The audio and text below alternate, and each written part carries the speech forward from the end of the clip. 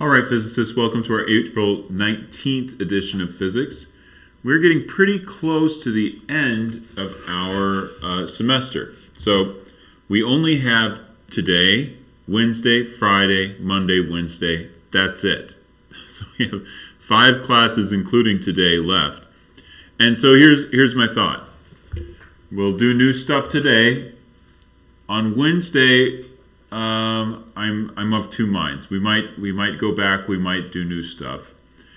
And but the thing I'm trying to drive towards is that basically we're going to spend a lot of time in the next week reviewing for our exam. The exam is cumulative, so I want to make sure that we go back and hit all the stuff that we've already covered to make sure that we feel comfortable with it. Okay, so the next week is a lot of it's going to be review. I'm not going to talk about the test today because there are a couple of you who have not taken it yet. What else? Oh, yes. Last thing before we go on to today's topic.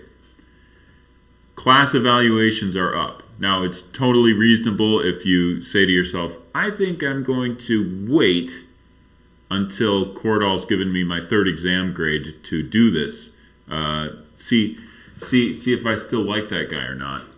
Okay, fair enough. But I do want to encourage you strongly to do your class evaluation. And here's the enticement. If 90% of the people in our class do their class evaluation, I will give everyone in the course 5% extra credit on your final exam. Okay? If 90% of you in the course do your class evaluation, everybody gets 5% extra credit on the exam. Okay, so please do it, and that will help me because I do make changes in course policy based on what students like, don't like, and I think it will help. Hopefully next semester, if some of you have me in the 2nd semester of this course, it'll reflect some of the insights that you had on how better to run this thing. Okay, so what are we talking about today? Well, in class, I started out with a couple of demonstrations. And unfortunately, it's not so easy to do a video of these demos, but these are famous ones. If you like, you can always YouTube them. The first one is that I put a little balloon into a vacuum chamber. And what I did, there's a little hole on the bottom of this disc, and I used a vacuum pump to suck the air out of the chamber. And inside of this, as I said, I had a little balloon that I had tied off the end of, but not blown up. And what happens as you suck the air out of the chamber, the balloon blows up. So this is quite an interesting example because it shows you that there's something more going on with air pressure than what you just think about sort of naively. This balloon, at the beginning, when you had air in the vacuum chamber and air inside the balloon, the vacuum chamber air and the air inside the balloon, they're both pushing on that membrane. But when you take away the air outside of the balloon, only the air inside the membrane is pushing out, and it causes the balloon to blow up. The second version of this that I showed is another famous one. And it involves 2 hemispheres. Okay, and I showed everyone. Oh, they don't stick together. They're just very loosely joined. And then what you do is you suck the air out again with a vacuum tube. So in this one, I was sucking the air out from the outside of a balloon. It caused the balloon to be blown up. In the second case, I have the 2 hemispheres, and I take the vacuum pump and I pump the air out of the out of these hemispheres, and as it turns out, now I can't pull them apart. Now, In the first case, what was happening is that you didn't have the air on the outside, so the air on the inside was pushing out on the balloon. In the second case, you take the air out from the inside of the hemispheres, and air then appears to be pushing in on the hemispheres, and you absolutely cannot pull them apart. This was a famous demonstration about air pressure that they used to do, at county fairs. They would put one horse on one side of the setup and another horse on the other side, and the horses would try to pull it out. They could not.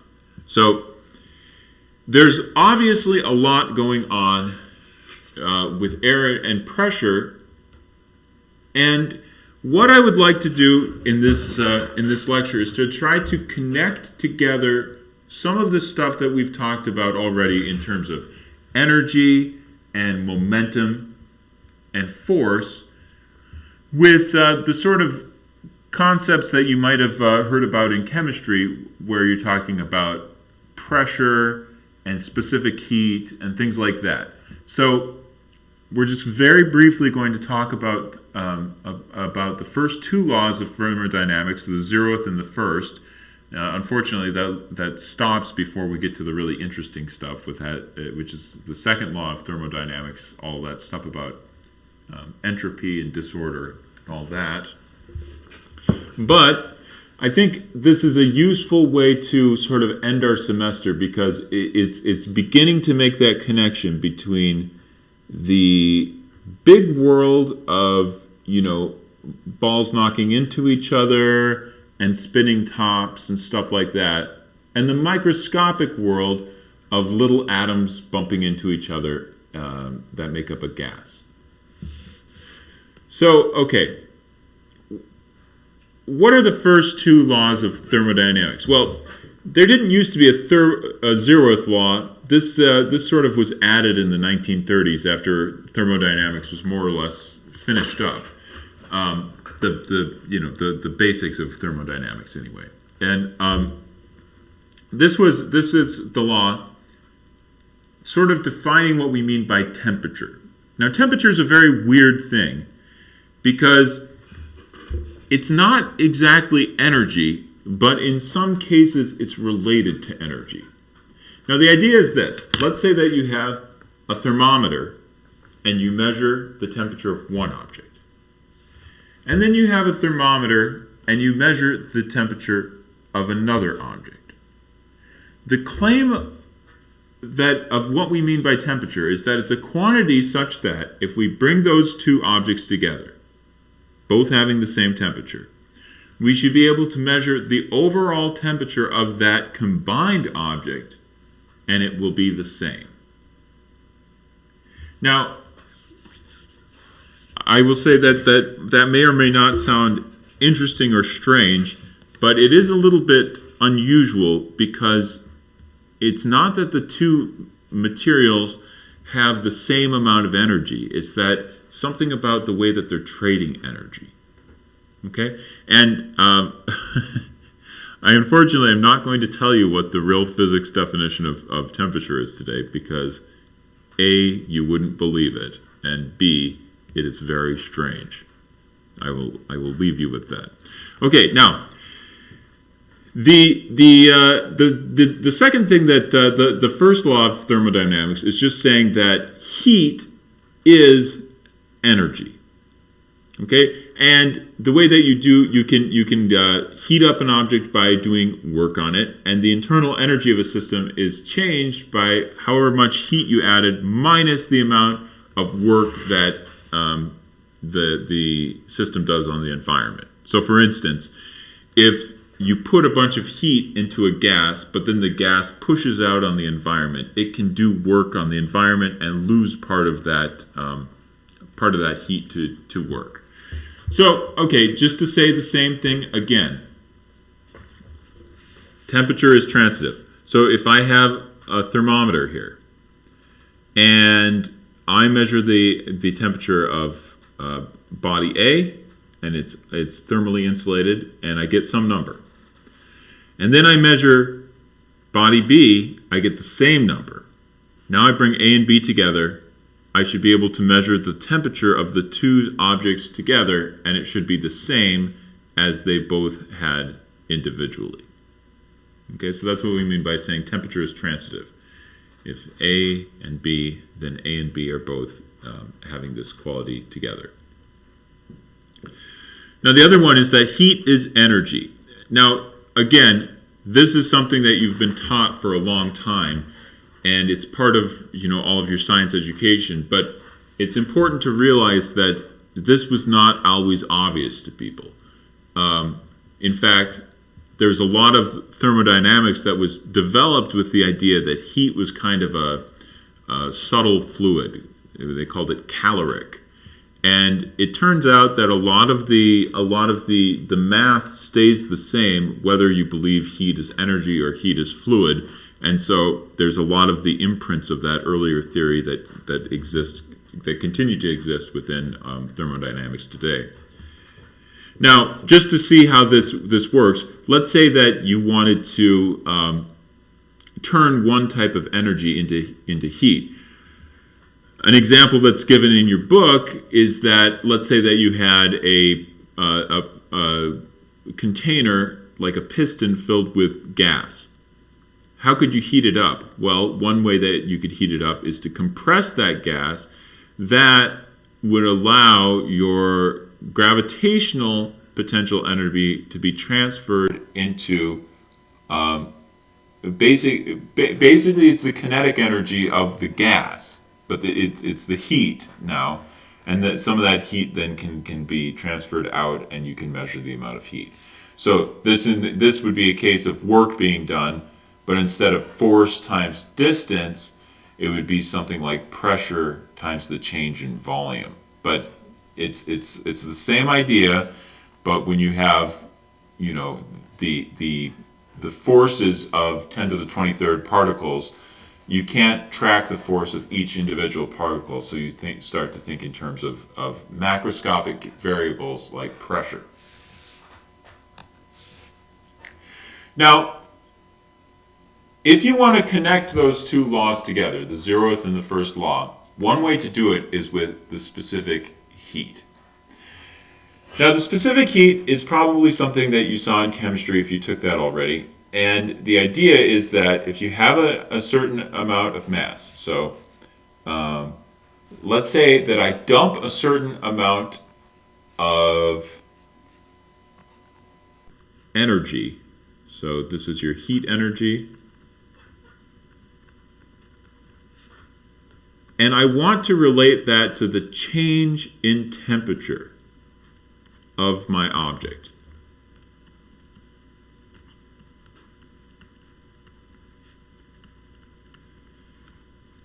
Well, what is that going to depend on? Well, we would like it to depend on how much of that object is actually there. So we have one part of it, that's your mass of the object.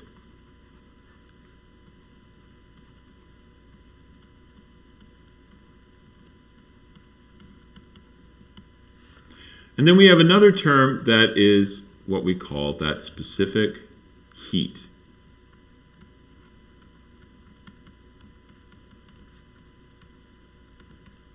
Okay, now, so you dump energy and the temperature of an object changes some, and and the more of that object that is there, the less the temperature will change, and the lower the specific heat is, the more that the temperature will change. So, for instance, water has a very large specific heat, and what this means is that if the sun shines on the water all day, the water can still not get very hot because it takes a lot of energy to raise the temperature.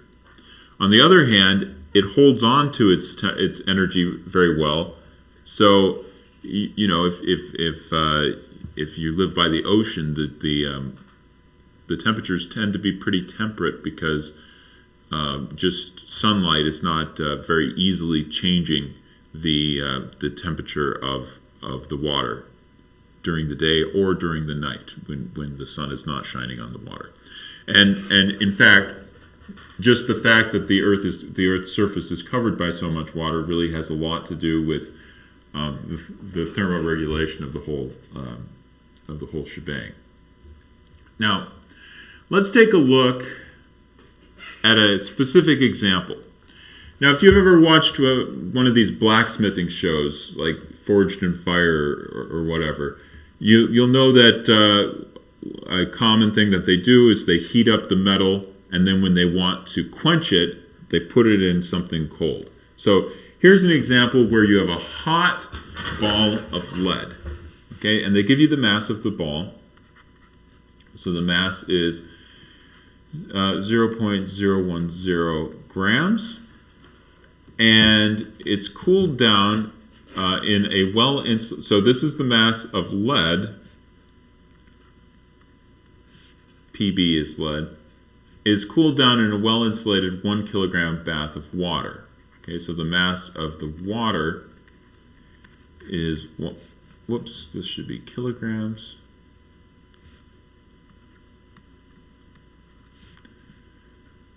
And this will be water.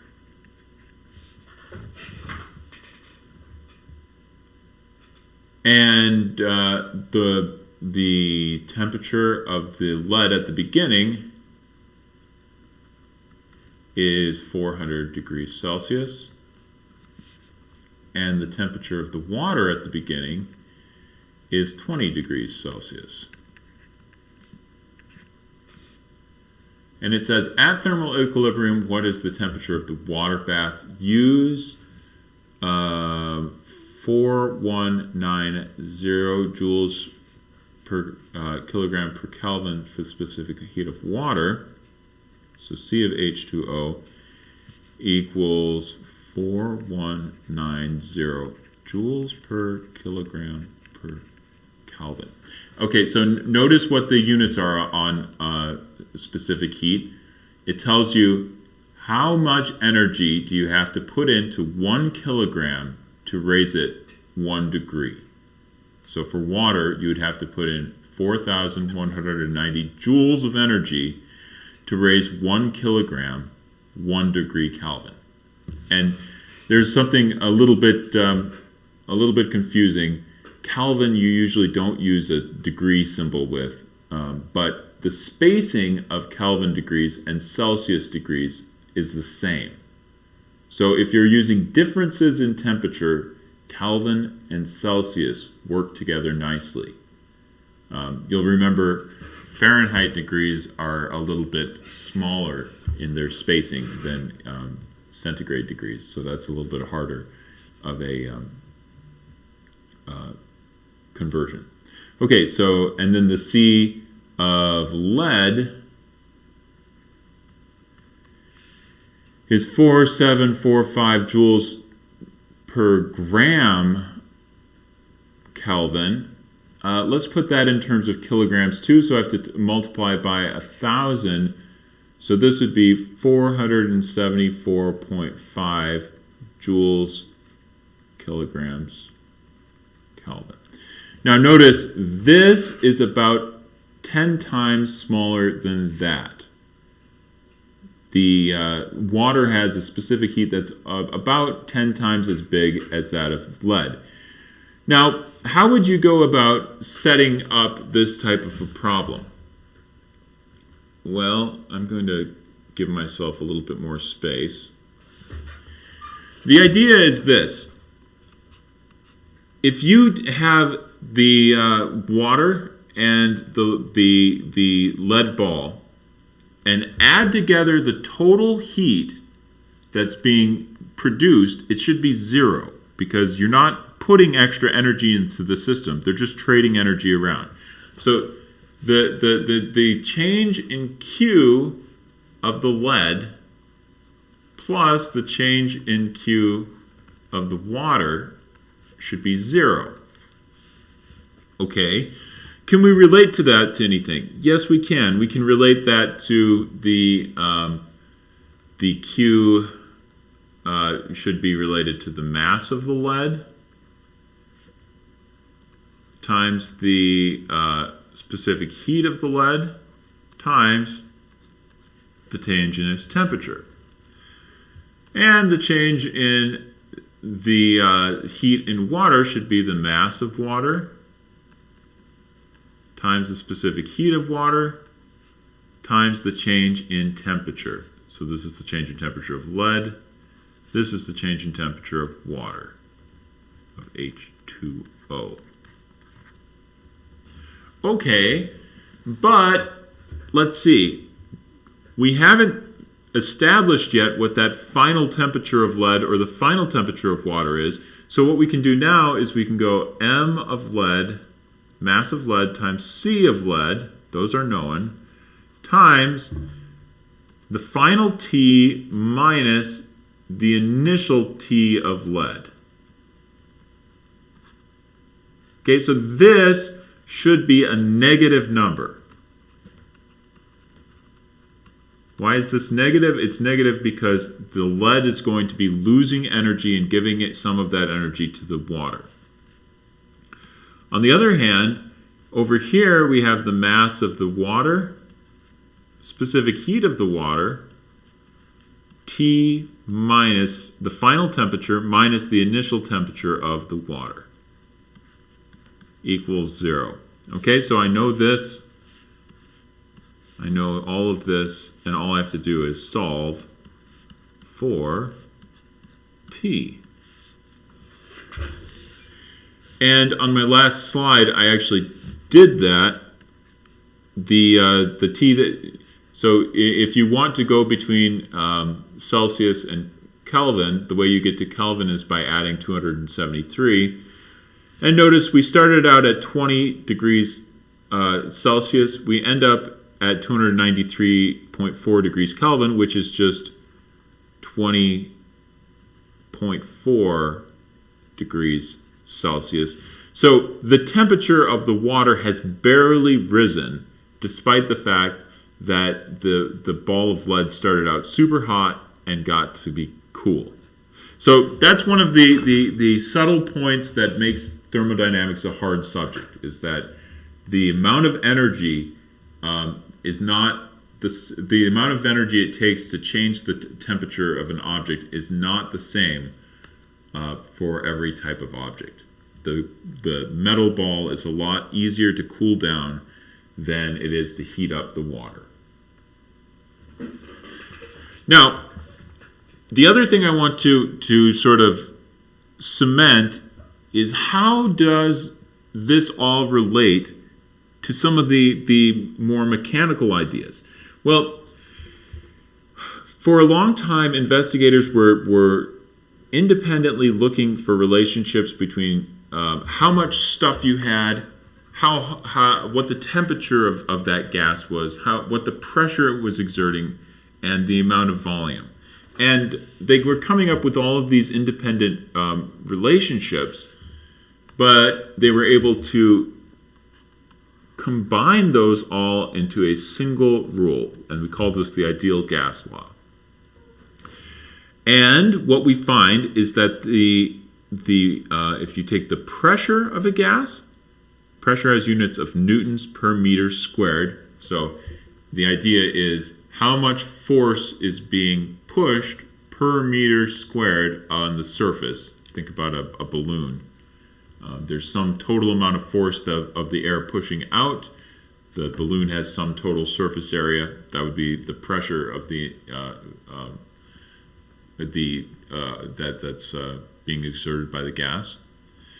N is the number of moles of gas. Remember, 1 mole is 10 to the 6.02 times 10 to the 23 particles. That's Avogadro's number. If you don't know this, don't worry. I'm not going to be testing you over that. V is the regular old volume, and T is this new concept of temperature.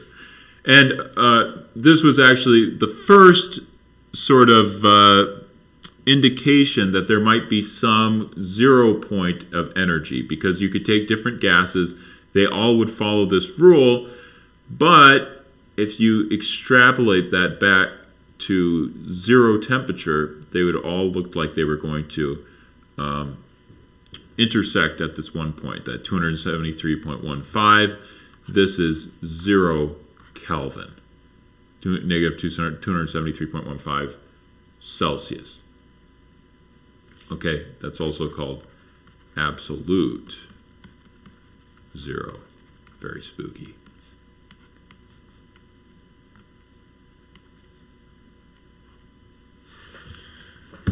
Okay, now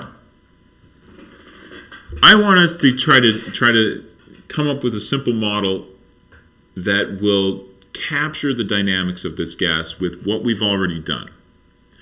And so let's imagine that this gas is just made of a whole bunch of molecules. They are just bouncing around. They don't interact unless they collide. The collisions are elastic. All internal energy is kinetic. And so you just have a bunch of balls that are bouncing off of the walls. They're bouncing off of each other. The motion is totally random. And we want to see if we can get something that looks like the ideal gas law. Okay, so the logic of this is good, but it takes a little bit to follow it. So let's suppose that we have a bunch of gas that's trapped in a box of length L times L times L. Okay, that's length with height. And let's just imagine for a second that we have a little particle of mass m that's bouncing back and forth and back and forth and back and forth.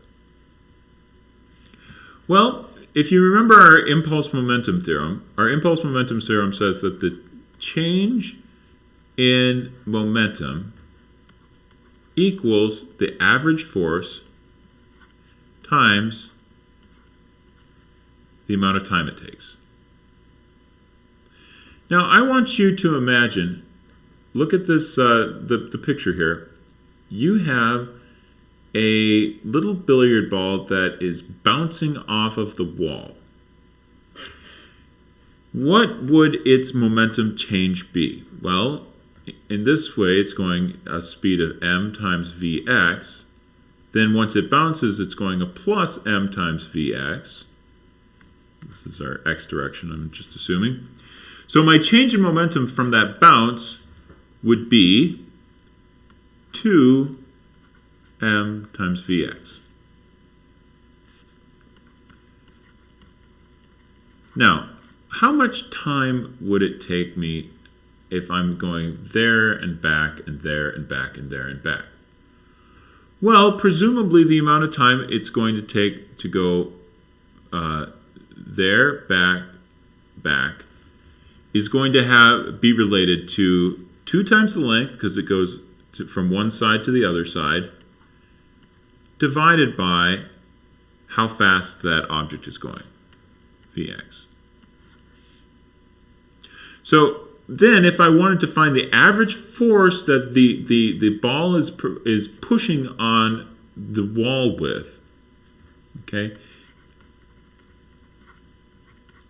it would just be, the 2's cancel out, it would be related to the mass times the speed of the particle over L.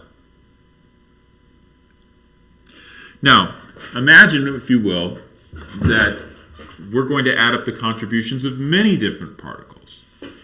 So this is the average force from just one particle. If we wanted the overall total force, I would have to go ahead and add the contributions of all of these individual little forces. Now, essentially what that does, I can multiply by n, divide by n. These are all constants. The number of particles, the mass of my object, the length of my box. This is my average speed squared in the x direction. So this total force is just going to be n, the number of particles that are doing the bouncing, times m, the mass of those particles, over L, times Vx squared. And that's your average now, because you've added up all of them, all of their speeds, and divided by n. Now, here's the trick. If we want to go from pressure, or from that total force to the pressure, we have to take the amount of force that's acting on one of these walls and divide it by the area. So the pressure would be this divided by another factor of L squared. So that would be N times M over L cubed times Vx squared. However, this L cubed is just the volume. N times M over the volume.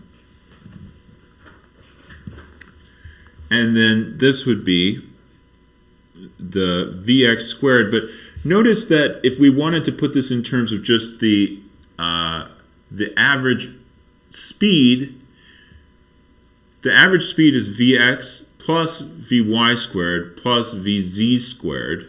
Okay, because our particles are moving in 3 dimensions. So if we wanted the average just speed, it would be 3 times Vx squared. And so now I can just put this in terms of the average speed, which would just be V squared over 3.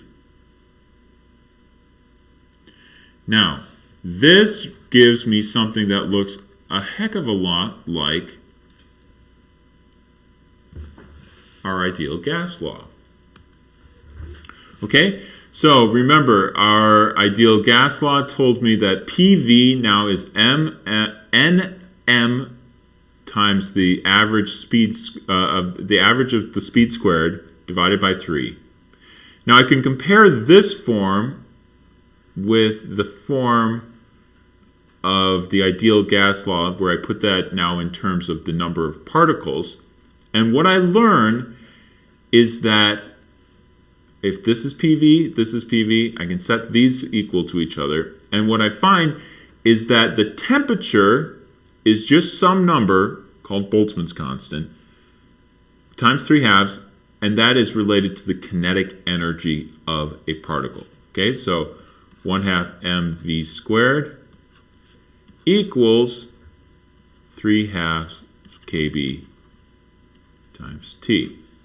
So this means that this is your kinetic energy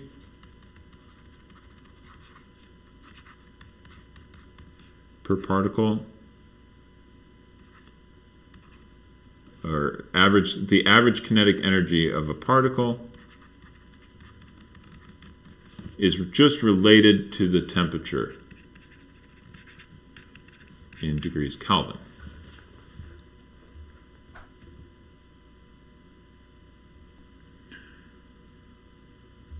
Okay, so basically, making this connection between temperature and average kinetic energy of a particle was a big breakthrough, and was a significant step forward in trying to understand these sorts of chemical properties in terms of the underlying physics. And so I hope you can appreciate how this sort of ties together what we've been talking about in class in terms of large billiard balls and stuff like that, and a smaller picture of some sort of atomistic 10 to the 23rd particles. And so this was a big step forward.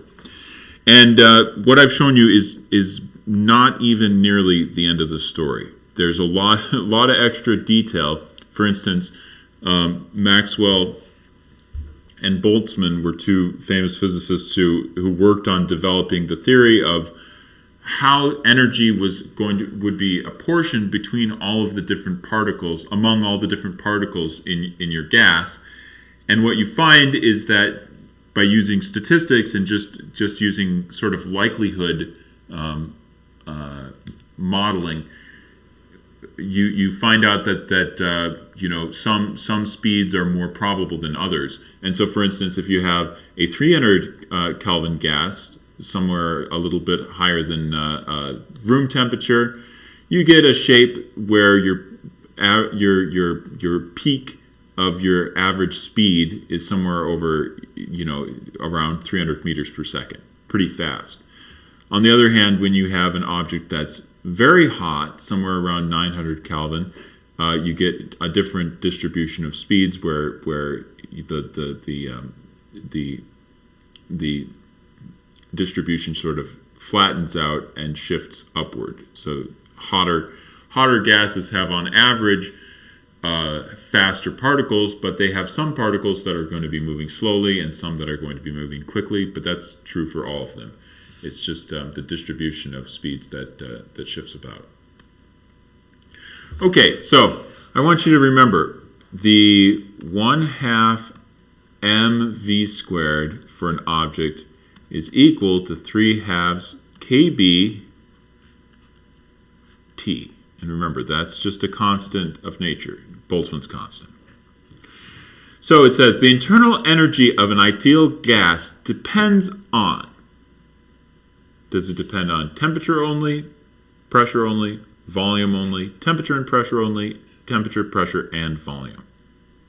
Well, take a look at this. Remember, we said the energy of a kinetic or of a ideal gas is just the sum of the kinetic energy of all of its particles. So if this here is your average kinetic energy, and we found that this is related to just the temperature, internal energy of an ideal gas depends on temperature only. Pretty interesting. Okay. Well, it says the mass of an oxygen molecule is 16 times that of a hydrogen molecule. At room temperature, the ratio of their RMS velocities is, well, let's think. 1/2 mv squared equals 3/2 kb t. So both the oxygen and the oxygen molecules and the hydrogen molecules are both going to have the same overall temperature, but the masses are much, much different. So if we say they both have the same temperature, they both are going to have approximately the same kinetic energy, but that means 1/2 mass of oxygen, the average speed squared of oxygen, equals the average, so this is the kinetic energy of your average oxygens are going to be the same as the average kinetic energy of your average hydrogens. Okay, now this is 16 times bigger than that. Okay, so this would be 1/2 16 mass of hydrogen